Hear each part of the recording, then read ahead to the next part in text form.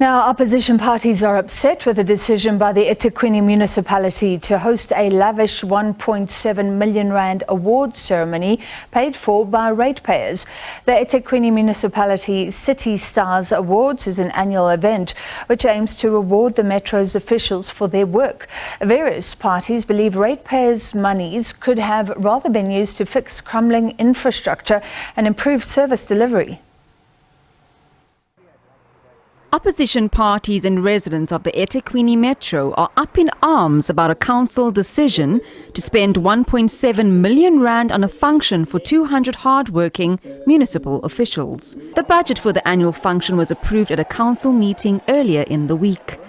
However, the city has received much criticism from opposition parties who believe the budget should be used to address some of the city's pressing challenges.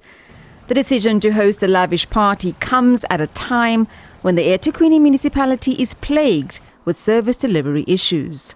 Asar Ghaffar, chairman of the Westville Ratepayers Association, says the lack of basic services has resulted in residents also forming rates protest movements and withholding their rates as the city fails to provide services such as maintenance of streetlights and preventing the continuous sewage spills. It's unfathomable that the city actually wants to, go ahead and spend this kind of money, knowing full well that there's a service delivery issue, failing infrastructure as you're talking about.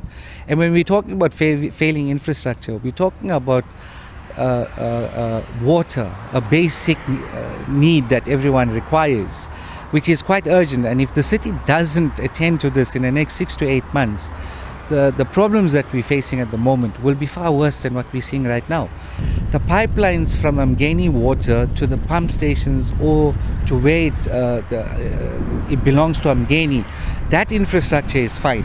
As soon as it comes to the part where it belongs to eThekwini, that's where the problems start, and they've been failing. And because they've been failing, the city is unable to fill the reservoirs on time, which we're now finding that in some areas the guys are switched off for a number of hours, 4 hours, 5 hours at a time, in order to give the reservoir an opportunity to fill up before people start to use. And this is happening on a daily basis.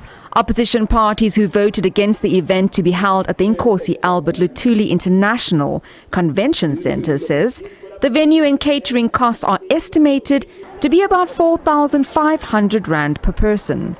The DA says it is an insult to communities who do not receive basic services. There's a sewage crisis, there's damage from the storms that we've recently had that's not been attended to, the riots and the damage that the city suffered from then. There's such a backlog and pressing issues that affect not just the city, but the future prospects of us being able to sort of direct eThekwini into a more functional state.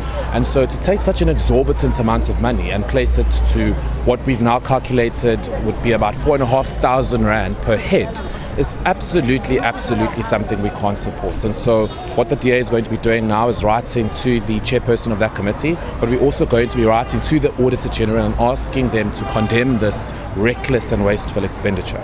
The IFP and Action SA have also expressed their concerns. Well, we rejected to that item as IFP. We don't see a need for that because you can't appraise a fish for swimming, because workers of eThekwini are supposed to do work in terms of service delivery. It's a scam of misusing funds for people to enrich themselves. We don't see for any need for doing that at all. We're not saying you mustn't really encourage those who work hard, but we are saying spending R1.7 million in a lavish event is really a waste of money. But also we know that the ANC normally use events to channel money towards their fundraising initiative. Meanwhile, the Governance and International Relations Committee of the city, led by ANC councillor Nkosenhle Matlala, says a media briefing is expected to be held next week to address the issue. For SABC News, I'm Jade Paulser in Durban.